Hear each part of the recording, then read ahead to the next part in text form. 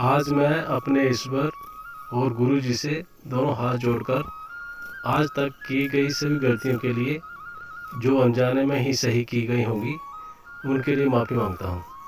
और आप सब से भी यही कहना चाहूँगा कि हम सब जानबूझकर कभी किसी को तकलीफ़ नहीं देते हैं, फिर भी गलतियाँ तो कई बार करते ही हैं।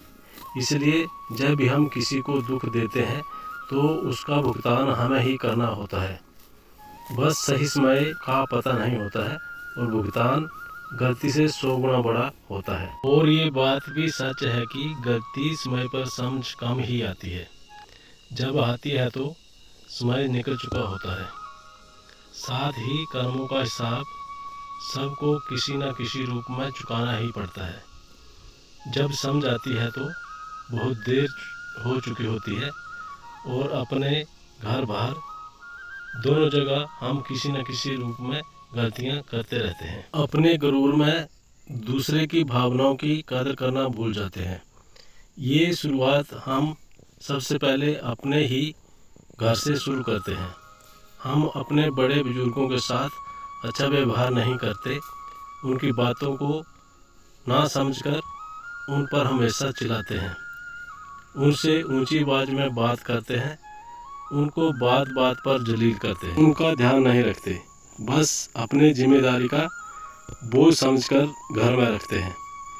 और अगर परेशान हो जाए तो सोचते हैं कि कब इनसे पीछा छूटेगा, कब ये मरेंगे।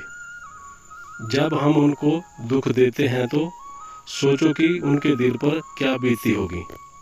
उनकी आंखों से निकलने वाले आंसू और उनका गला दर्द से भर जाता होगा और आवाज़ बाहर नहीं आती होगी। तो बस हमारे बारे में क्या सोचते होंगे कि ये वही बच्चे हैं जिनको हमने अपना पेट काट काट कर इन्हें काबिल बनाने के लिए हम जवान से कब बूढ़े हो गए हमें पता ही नहीं चला। सोचा कि इनकी सफलता ही हमारी ज़िंदगी की सफलता होगी, पर आज हम ही उनके लिए बोझ हैं। भगवान हमें ऐसी ज़िंदगी से तो अच्छा है मौत मिल जाए, क्योंकि इंसान सिर्फ हारता ही अपने बच्चों और अपनों से है। और बच्चे भूल जाते हैं कि ये माँ बाप ही हैं जिन्होंने हमें अच्छी ज़िंदगी और जीने के काबिल बनाया है।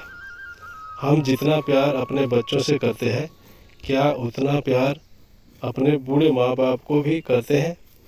शायद 90% नहीं होगा, क्योंकि माँ बाप पर कम ही लोग ध्यान देते हैं और जिम्मेदारी ना के बराबर समझते हैं।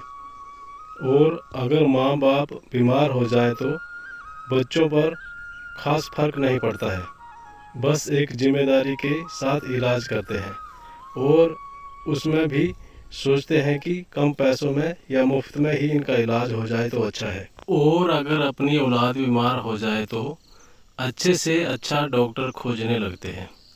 सोचो, जो माँ बाप अपनी ज़िंदगी देकर ज़िंदगी देते हैं और जीने के लिए काबिल बनाते हैं, उनके लिए हम सोचकर कार्य करते हैं। माँ बाप की जगह ईश्वर से भी ऊंची होती है। ईश्वर एक विश्वास और माँ एक सत्य है जो ईश्वर के समान है। ये बात तब समझ आती है जब हमारे बच्चे हमारे साथ वैसा ही करते हैं, तब हमें माँ बाप की याद आती है। इसलिए माँ बाप का दिल मत दुखाओ और साथ में किसी भी इंसान का, चाहे वह बच्चा बूढ़ा कोई भी हो, किसी का बुरा मत कहो। इंसान को तो क्या, जानवर से भी बुरा व्यवहार नहीं करना चाहिए। दर्द सबको होता है, इसलिए जो बोएंगे वही काटेंगे, यही सृष्टि का नियम है। कर्म से ही फल है, खट्टा मीठा या मान अपमान समय पर सब सही मिलता है। जिस प्रकार घड़ी की सुइयां घूमती हैं, उसी रूप में पैसा और औलाद घड़ी की सुई के चक्कर के समान है।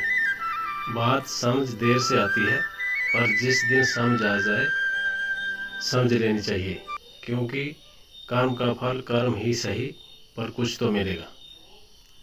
बस आप सबसे इतना चाहता हूँ कि माँ बाप और बड़े बुजुर्गों का सम्मान करें, साथ ही सम्मान से बात करें। उन्हें हमारे प्यार की ज़रूरत अधिक है। अब हमारे बुजुर्ग भी हमारे बच्चों की तरह हो गए हैं। अपने बच्चों की तरह उनका ध्यान भी दिल से रखें, तभी उनकी आत्मा दिल से आशीर्वाद देगी। और ये हमारा कर्तव्य भी है। अगर हम सब मिलकर सोचें तो कोई माँ बाप दुखी नहीं रहेगा। इस धरती माँ की गोद में कोई अनाथ आश्रम नहीं होगा। धरती माँ की गोद से प्यारी मेरी माँ की गोद है, जो बचपन की मीठी मीठी यादों से मेरे कण कण को खुशियों से भरती है। पापा की डांट एक कड़वी दवाई की तरह एक सफल जीवन देती है। माँ बाप ना होते तो जीवन ना होता, जीवन ना होता तो हम कहाँ होते। जिसने ये दुनिया बनाई उसने जीवन में सब रंग रिश्तों में घोल दिए, इसलिए रिश्तों को प्यार के साथ संजो कर रखें। रिश्ते प्यार की भूख के समान होते हैं। ऊपर वाला रिश्ता बनाता है और हम कितनी अहमियत से निभाते हैं ये हम पर निर्भर करता है। रिश्ते ईश्वर के घर से तय होकर आते हैं और धरती पर हम उन रिश्ते के नाम से पुकारे जाते हैं। हर रिश्ते के अनेक रूप हैं। प्यार सबसे अनमोल शब्द है, जो मान सम्मान के साथ रिश्तों को दिलों की एक खूबसूरत डोर से बांधकर संसार को